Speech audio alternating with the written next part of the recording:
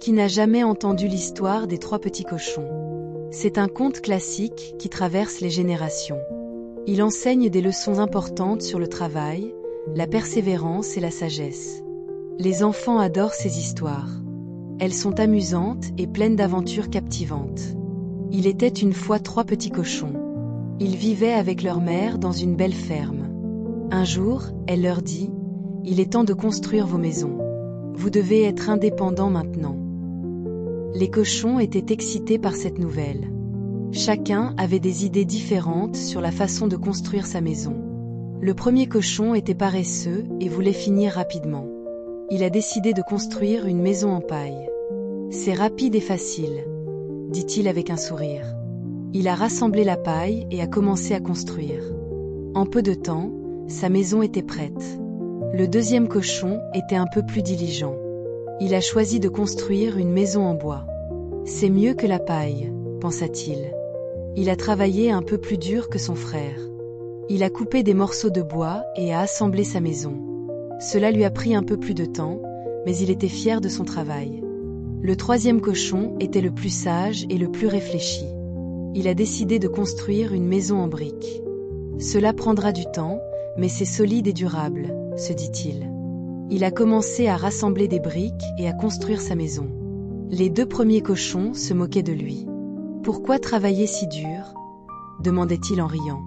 Un jour, un grand méchant loup est arrivé dans le village. Il avait très faim et cherchait à manger.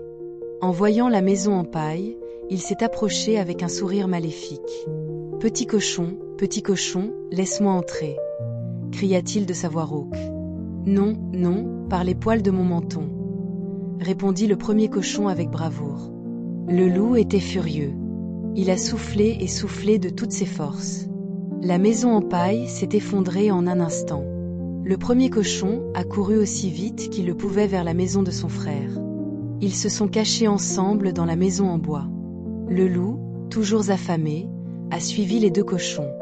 Il a frappé à la porte de la maison en bois. « Petit cochon, laissez-moi entrer » cria-t-il encore plus fort.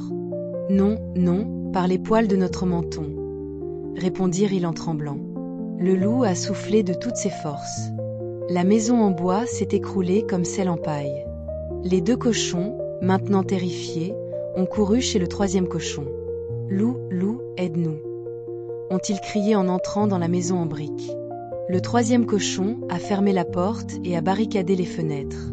Le loup est arrivé, plus en colère que jamais. « Petit cochon, laisse-moi entrer » a-t-il hurlé avec rage. « Non, non, par les poils de mon menton » a répondu le troisième cochon avec détermination. Le loup a soufflé et soufflé, mais la maison en briques est restée debout. Il a essayé encore et encore, mais rien n'y faisait. Le loup était très en colère et ne savait plus quoi faire. Finalement, le loup a eu une idée.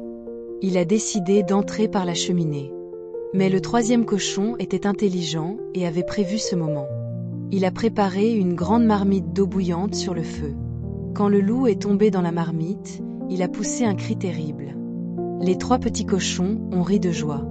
Ils étaient enfin en sécurité dans leur maison en briques. Cette histoire nous enseigne une leçon précieuse. Le travail acharné et la prévoyance paient toujours.